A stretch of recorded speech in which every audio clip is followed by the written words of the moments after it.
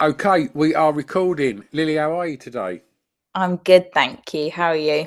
I'm all right. I'm all right. I want to discuss. We've already spoke about it, but people that are watching this now, we're planning on sort of summoning up some spirits today, aren't we? Like, Oh, we are. What started off as a very sweet intended thing to make it more cozy. I was just mm. saying to Stu, it feels like I'm having some sort of weird séance with all the candles going on. It's just, it's like the smallest thing I can do to chase away the winter. I'll Yeah. do it. I'll light all the candles. I've got a cup of tea. I forgot this was filmed, so it's in the most horrible mug ever. So don't look at that. I'm But yeah, impressed with the effort, mate. Not really. that many people, yeah, spark up candles to come and have a chat. So yeah, 10 out of Thank 10. you. Don't look over there. That's where all the horrible shit All is. right, If you were we to won't do look over there. Right. Well, I'll tell you what we do. Right. As soon as you've made an effort, right, we'll jump straight in. You've made a good start already, but you need to make a good start with your playlist. So I fair. am going to ask you now, Lily, to tell me the song that you regard as having the greatest ever intro, please. I think the song with the greatest intro ever has to be "Faith" by George Michael. I love it. I was brought up. Do I just talk absolute? Because I'm so bad. I can waffle forever. So just tell me when to, You stop just crack talking. right on, mate. Okay, good. I always forget I'm not down the pub with my friends. I don't have That's to. what I want this podcast to sound like. Okay. All right, then I'll keep going. I'll have a beer. Um, no, it's Faith by George Michael, and I feel like he's been a really influential artist in my career, which I feel like most people probably wouldn't be able to hear that in myself because they're very pop and soulful, but he is very, very, very pop and soulful. But anyway, I was brought up in Brighton and raised with by a lot of gay men around me who obviously George Michael is one of their idols. So I just constantly heard George Michael growing up. But Faith by George Michael, there was something about that intro that got me. The organs, it sounds like it's going to be a completely different song and it takes you to this really emotional part of your brain. And then, no, then we're actually having fun. Mm. And I love it. And I copied it. And there's a song of mine called I Will Never Be. And I wanted something a bit random and a bit weird. And so the start of that is kind of my little mini tribute to that song. It's got Love that. organs. Yeah. Do you know what? It's so weird. Like I'm like well old, and so I kind of when I was probably like 12, Wham was the biggest thing on the planet, and then probably when I got to I don't know 15, George has left Wham and just comes back with this record, and I can't tell you like it's crazy how one video can be so iconic, and the song is off the fucking scale anyway. And then it's just him, them cowboy boots, that jacket, that guitar, that jukebox, and it's like it's almost like it erased like Wham. It was like, oh, this is George Michael. This is what he looks like. This is what he sounds like, and it was so iconic. And yeah, to have a video and a song. And I mean, obviously there was so many incredible songs and videos in the 80s. It was, I guess, the decade for the music video, but they don't come any bigger and better than Faith. No, definitely not. There's also a pub in Highgate that I used to drink at all the time because some of my friends used to work there. And basically, I'm so sorry. I'm just putting that on Do Not Disturb because I forget that these things go on your laptop now as well as your bloody phone. It's like you can't get away. I don't know how to do it, but again. Oh, I've done it. Sorry. Wonderful. Um, my phone's on silent, but now it goes to the fucking laptop as well. It's mental. But yeah, there's a pub in Highgate, and opposite is where he used to live, and I take everyone there all the time. Where's Like that? so there's a pub in Highgate called the Flask, amazing pub. Right. And then you literally just cross over the road and it's his house. And it's weird because there's still like a Land Rover that's never been moved, which I guess was his. And it's Mm. still apparently like belongs to his family or whatever. It's crazy. I don't know if everyone likes me taking them there. I don't know if I'm reading the room or not, whether that's what they want after a few pints is to But pay. surely, like, isn't Highgate Cemetery where he's buried?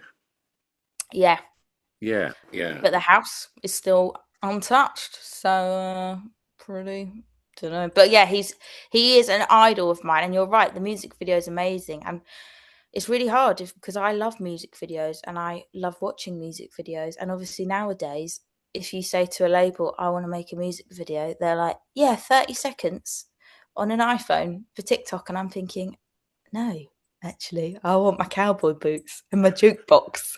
Please.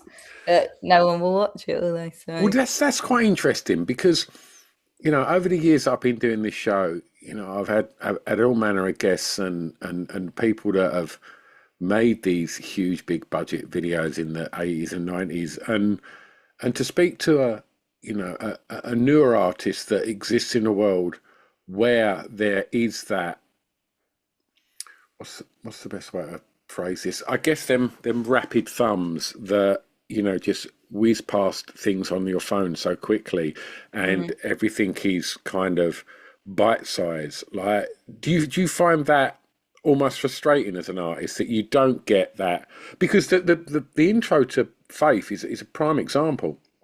It is that elongated synth before the iconic acoustic, yeah. and I'm sure now if you walked into a label and went, I've got this intro to this song, they'd be like, you'll get rid of that bit and just cut straight to the. And I Yeah. just wonder like how you find that as an artist now, dealing with the pressures of fast, quick content and everything being bite sized and hook 'em quickly. And do you know what I'm Mm. saying? Definitely. And it is something that I've had to think about because it's that thing of you kind of have to think about that. And there's also a statistic, which is in the 90s, song intros on average were 30 seconds long. And now it's 3 seconds. And you think, oh, it's not. And even sometimes I've been in songwriting sessions and they've said 3 seconds is too long because you have got that the quick fun thing you were saying. And it is like you listen to, I don't know, I'm a big fan of him. He's a lovely man. But Lewis Capaldi's song, it literally goes, I'm going under. Like there is half a second, and even when you're, and I think you have to. It has definitely changed. Going to It sound shouldn't really be a artsy. science, should it? No, but you have to. It's so. It has really warped the way that I think when I'm in the studio now. I have to think, oh, well, I might get skipped if if it's not 3 seconds, or it better be one. And like, and also all the content I'm trying to make at the moment, it's doing my head in because my newest song I've released, Grown Up Girl Regrets, came out last week. I should plug that as well. Absolutely. Um, the intro's fucking cool, and I can't post the intro because it will just get skipped. So poor intro. It's just been left to Well, rot. podcasts are long form, and so you've got to bang on about it on a podcast. So great, Exactly. exactly. Fuck them. Exactly. Right. First song that you remember hearing that had an emotional impact on you, please, Lily.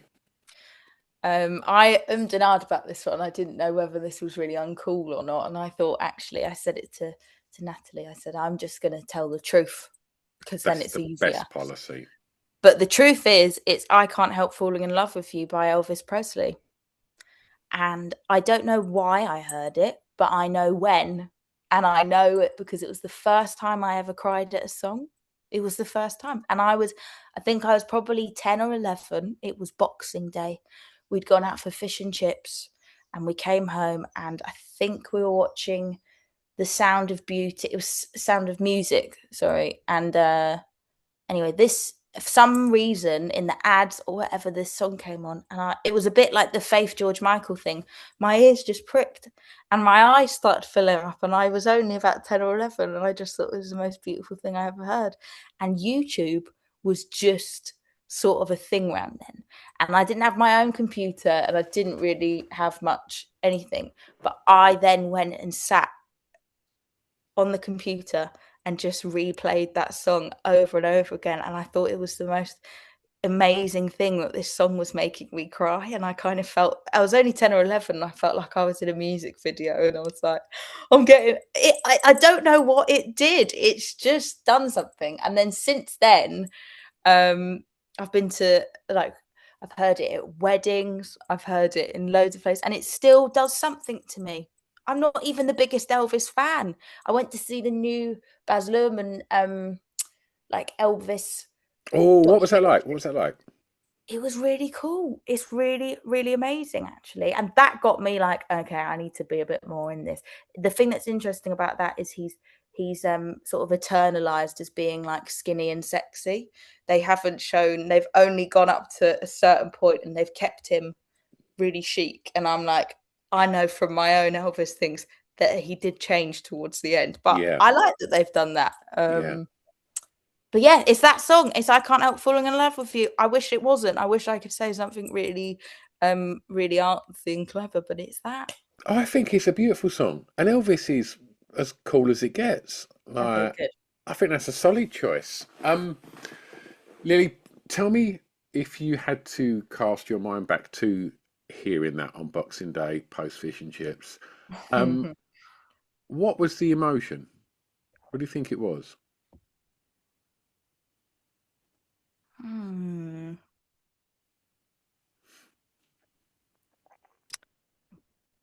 Probably, I'd say, because I'm still like this to this day, I still get quite emotional when I feel overwhelmed.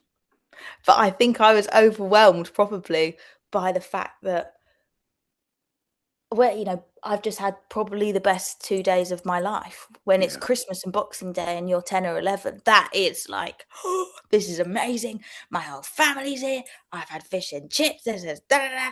And then this song comes, and I'm feeling very full of love. And then this song comes. I have no idea what it was.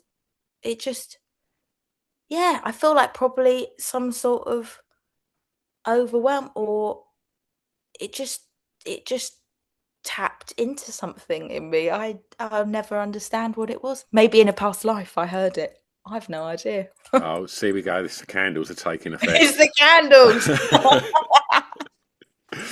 um, tell me a little bit about home growing up. Was it a musical environment?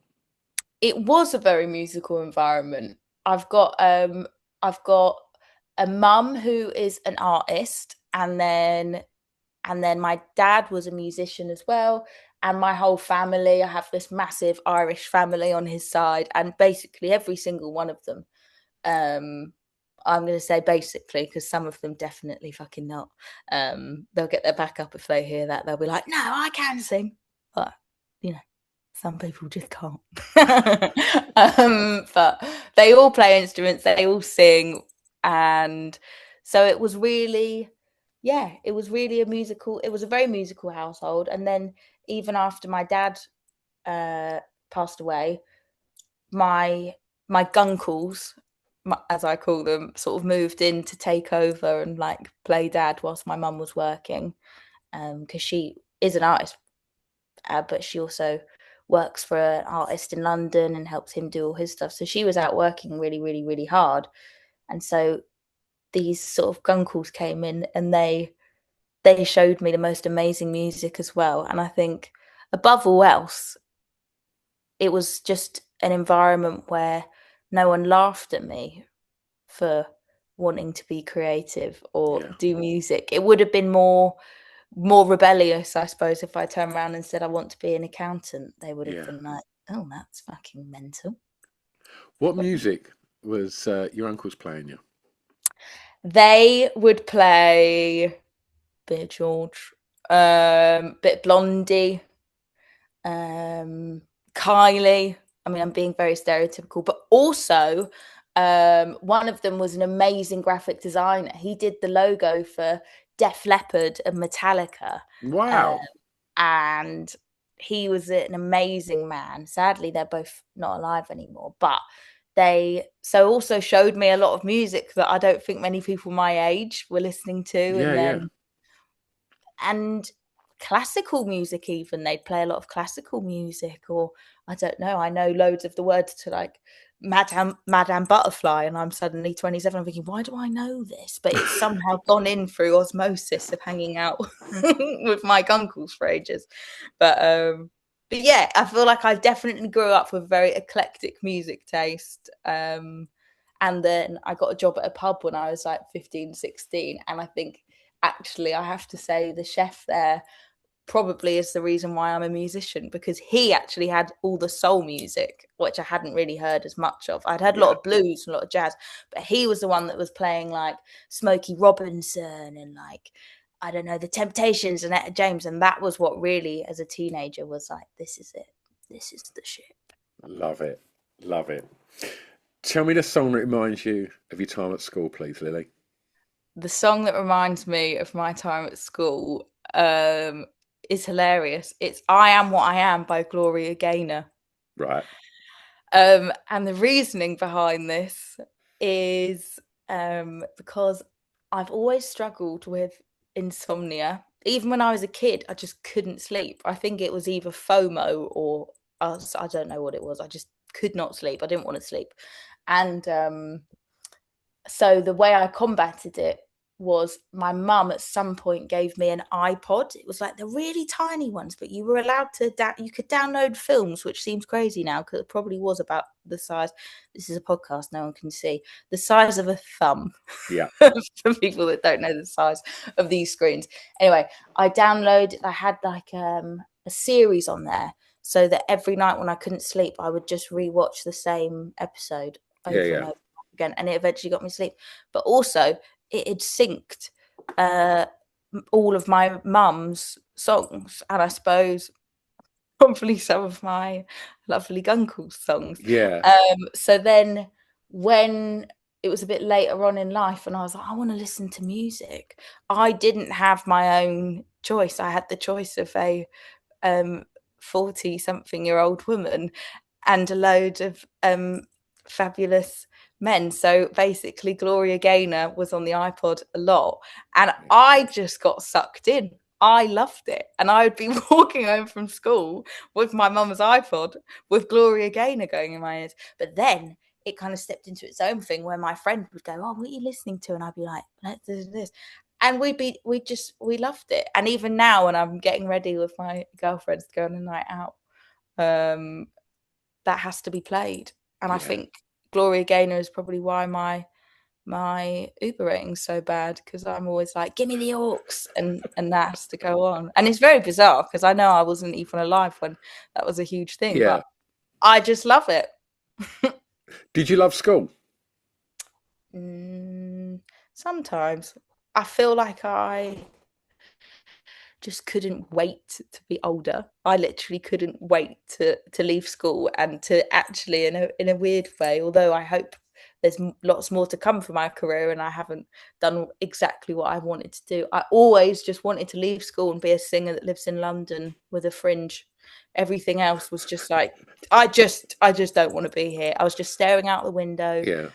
writing lyrics on my book, and I wasn't naughty, so I was a bit cheeky, but I was never rude or naughty. So I think the teachers actually made an agreement with me where they were like, you don't want to be here, and that's okay because you're going to be a singer. I remember my chemistry In teacher London said, with yeah, the I was like, fringe. got to be with the fringe. Like my chemistry teacher, I sat down in parents' evening and I used to really make her laugh, and she just said, do you know what, Lily, just focus on the first 3 pages and then just shut it and just chill for an hour and write a song, because there's no point in you doing anything further than that. And I was like, all right. What about like the more creative subjects? Like, I mean, was music and drama and stuff like that readily available where you went to school? And was your kind of thirst for music and such, you know, encouraged outside of your chemistry teacher? I would say not really, because I wasn't I would say I was encouraged later on. I mean, this chemistry teacher, she's amazing. She even showed up when I played the Great Escape Festival. She just out of nowhere was there with her husband, and I remember her husband kept being like, "Shush, you're going to get in trouble," because she probably had a few wines. But it was such a nice thing to do. So there was lots of people who were really cheering me on, and I had English teachers who were really really supportive. And I've always loved creative writing, which I suppose is similar to songwriting. And even now, me and some of my English teachers, they message me on Facebook and they'll say, can you write something so I can show my class like the importance of paying attention in poetry because you could go on to be a songwriter. Yeah. And so there were some really amazing people who really pushed me. And I signed my record deal when I was like 16. So I was still kind of in school, and like some of my teachers were like, "This is amazing," and then one of my other teachers just gave me his copy of "Kill Your Friends," that that book about Fucking hell, record you give a label guy that goes 16-year-old mad. girl who's just signed a record deal read that. Don't do any of Literally, that. yeah. He was like, "Here you go, you can keep it." I said, "Thank you," but no, it was Fantastic. hard. I think as well. I didn't want to. My feeling at school with music was I didn't want to ruin it because I didn't love.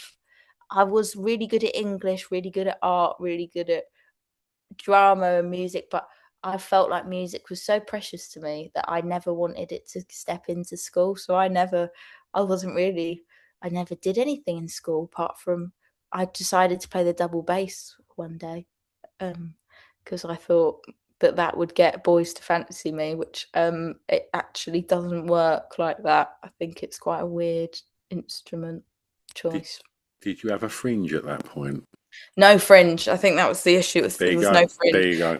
I thought this will make me really cool.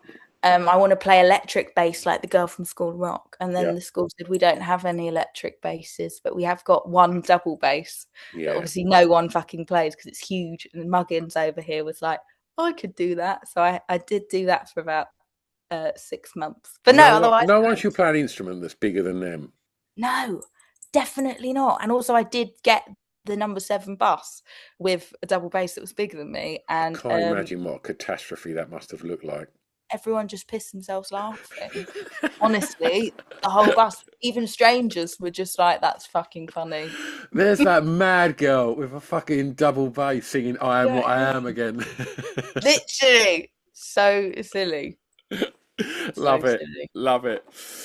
Tell me the first song that you remember buying from a record shop. I believe that it probably would have been Girls Aloud. It would have been something Girls Aloud. It would have been from the HMV down George Street in Hove and Brighton. And so I've put Girls Aloud, Sound of the Underground, because of What a all tune. the Girls Aloud songs, that was the one that really got me in my feels. And I remember going on holiday to Ireland, and we would drive because my dad hated flying. So we drove there, and one year I had I don't even know what to call it. Sorry, my brain's gone blank. The CD player that you plug your headphones in, the A mini ones. Discman. A Discman. I had a Discman, and I had Girls Aloud in it. And basically, in Sound of the Underground, it pans left to right. The Oh, does it? ding, ding, ding, ding, ding, ding. And I'm not joking you. This took up hours of my life trying to figure out what the fuck. If I take this one off, I can only hear this one. If I take this one off, I can only hear this one. It took up so much of my What brain. is this witchcraft in my ears? Literally, I just thought this is amazing. I'm not joking. Anyone who's got headphones on, go and listen to this song because it blew my brain as a 5-year-old. Five, no, not 5, probably 7 or 8, and it still blows my brain now. Oh, it's a banger. They've got loads of good tunes. They do. They really do. Your uncles must have been all over Girls Aloud as well. If you've got Oh yeah. Kylie, Gloria Gaynor, like, I'm Do you surely know Girls what Aloud I mean? was in the record collection. I actually went to see them play at Gay Pride last year, How and was it? probably the best day of my life, aside from Boxing Day when I was 10, obviously. Yeah, of course. Best day of my life. What's the one that goes? Love you, nothing at all that I cannot do. Yeah, Promise I made. Promise. Oh, that's so good, that tune. Yeah. Oh, love it. Love it. Right. Tell me the song that soundtracked your year's clubbing. I mean, you're still brand new. You're probably still at clubbing, but pick a song that has soundtracked your year's clubbing so far. I have gone for Get Lucky by Daft Punk because there was a summer. I can't remember what year that this was. I checked when it was in the charts when I wrote it because I wanted to be able to say the year, but I've now can't remember the That's exact got to year. be 7, 8 years old now, if not more. I think so. There was a summer where it was relentless. It Yeah, was like constantly being played. And I think that was a summer where I was 14, 15, in your sort of prime naughtiness, rebellious age where you can't really get in trouble for anything because you're not really an adult. But yeah. I looked older then than I do now, which I don't understand how. But anyway, me and my best mate Julia had this summer in Brighton where we were just out all the time. We weren't necessarily clubbing. We were just sitting on the beach, drinking tinnies of cider that we shop dropped for. I'm 27 now. I can say what I like. This is great. And I just had the fucking best summer ever. And we went to so many festivals, and I just got that little pub job as well, so I could actually afford to go to festivals. We were going to all these little day festivals in like Shoreham and just weird. And that song was just on constantly. And now it still brings back a little grin across my face if it comes on. I'm like, I can kind of taste the roll ups and the dark fruit cider. Love it. Love it. Well, look, we've been clubbing. Let's get you home. So I'm going to ask you to tell me your favourite song from an artist from your home county, please. I have gone for Amy Winehouse, Tears Dry on Their Own.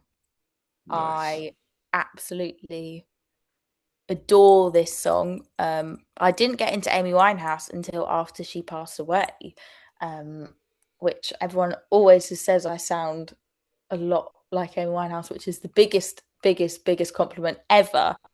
But I really honestly didn't listen to her until the day she died. I think before that, we were probably getting played the same stuff by our parents. Like I was getting played so much jazz, and I know she was raised on jazz, and that's probably a big thing. But yeah, I suddenly started listening to her and loved her stuff, and Tears Around Their Own particularly just did something to me. I just think it's a great song. I think it's her best song. Yeah, I'm It's got glad that you. nod to Marvin and Tammy in it. Ain't no Mm-hmm. mountain high enough. Just the kind of the little Ronson like little rim shots and stuff like that. It's like, yeah, That's it's the it. You best. feel like you've heard it before, even if you haven't heard it before. You'd be like, I know where this is going. I feel safe here. This is That's good, genius, isn't it? To be able to do that. and not get sued. Yeah, That's what you exactly, thought. exactly. I think Oasis nailed that quite well as well. Um, yeah, fantastic. All right, Lily, it's your last track, and I'm going to ask you to tell me or tell the listeners about a song that you think many may not know that you would like them to go and listen to. I've chosen "Bored Again" by Buddy Ross. Um, I actually don't know very much about this artist at all, but I know that I absolutely love this song and I got completely hyperfixated on it. And I can be quite down about modern music. I am a little I like old music. I just do. So I can get quite fed up sometimes when I'm going through the new music Fridays and the new pop stuff, which there's a lot of amazing stuff on there, of course, including my new songs. Thank you, everyone. But basically, this song was one of the first kind of new songs I'd heard in a really long time that I completely loved it because it's bonkers and it's mad. And it was shown to me by my amazing producer and friend, Matthias Wang, who is doing really, really, really well. Um, and he showed me this song. He said, I think you're going to love it. And he wasn't wrong. And it's great. So everyone should check that out. Well, Lily, we'll make it super easy for everyone to do that because we put together a little Spotify playlist to accompany this show so people can go and listen to all of the songs that we speak about. Um, Now, you've mentioned that you only like old music, you don't like new music, but I need to talk about some new music now because we've not really spoken about your music. So you need to tell us what's going on. I am in the midst of releasing my project. I feel like I can probably reveal that it's an EP now. I think. Okay. I think I can say that. So yeah, I've already released 4 songs, and that was my return to music after 2 years of not releasing anything. And you know what? This is the first time I would say that I have released songs that I, hand on heart, absolutely love and believe in, and songs that really make me smile and I feel really, really proud of. I feel like it's not like the things I've released before I don't like or anything like that. It's just that this time round, it definitely feels like I'm doing it for the right reasons, and I'm doing it as an adult woman who knows what she wants to say. And yeah, sorry, I don't know if that was the question. I just rambled and Yeah, no, got excited. absolutely, absolutely. Um, so there's new music coming out. What about live? Live, I'm going on tour in May, which I'm very excited about. I'm doing a couple festivals, one in Sheffield and the Great Escape in Brighton, which will Got also to do be, Great Escape, you hometown, know.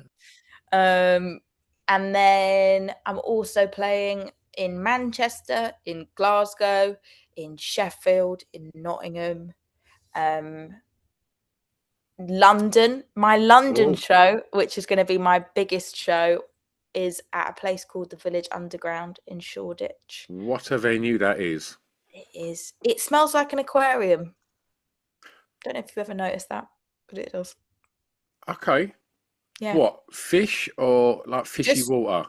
just damp. I've played it before and I spent the whole time feeling like I was in the Sea Life Centre. But that's a lovely place as well, so What a that's fantastic fun. hard sell you just put in there, Lily. Sorry, Come and delete, watch can you my delete gig. that? You will smell of fish. Fucking hell. Treat yourself. Get on down. No, beep that, beep that. It's It's amazing, the Village Underground. It really is. I'm not even like saying that to cover up for the fish talk. It's such a cool venue. So I mean, I'll it tell you how cool it is. Stone Roses made their first comeback in the Village Underground. really. They've done their secret show there. That's good to know. It is, and also the dressing room is on the roof. That's not relevant. No one Is needs to it? know Is that. the dressing room one of the trains? Yeah, it's a fucking tiny train on the roof. Isn't that so weird? It's quite bad when you're I don't anxious. think it's a tiny train. I think it's a normal train, but where it's up high, it looks tiny. I think when you get Mate, up there, it might be a normal train. really? How did they do that? It's How like the hell? witchcraft, I'm telling you. Did they do, well, yeah. Oh, that's crazy. I'll bring the candles. But no, I'm really looking forward to it. I feel like these shows are going to be, I'm doing full band, I'm doing full Gloria Gaynor. I'm just going for it. And the songs as well they're a lot more upbeat this time round because I'm in a different phase in my life. I feel a lot happier these days than I did when I was in my early 20s and very lost and confused and didn't know what the hell to do. And I think these songs are kind of like a diary of where I am now, and they're a bit more upbeat, which means doing it live is fucking fun. Like the vibe is different. It's a bit more of like a party vibe than a ballad vibe. So yeah. Fantastic. Lily, if people want to find out about new releases and such and all your live dates, where's the best place to keep up to speed with all things Lily? I would say follow me in all the normal places: Facebook, um, Instagram, TikTok. It's all under Lily Moore Music. I don't know why Lily Moore wasn't available. I had to add music, so that's annoying. Lily Moore Music, and yeah, and I'm posting on there pretty relentlessly, so you will definitely be kept up to speed. And you can also sign up to my mailing lists, which I have the links for in all my bios. And then every so often I write handwritten mailer, which is also sometimes it's a bit of advice on how to not get seasonal depression, for example, the candles and the tea. And sometimes it's just news, information, new songs. So yeah, Wonderful. Lily, if you're okay with it, we'll tag you in this when it comes out on our socials. So if people aren't following you already, we'll make it nice and easy for them to do so. perfect. Lily, Thank it's been an absolute joy nattering with you today. Thank you so much for giving up your time. thank you for having me. Absolute pleasure. I'm going to press stop. Don't go anywhere.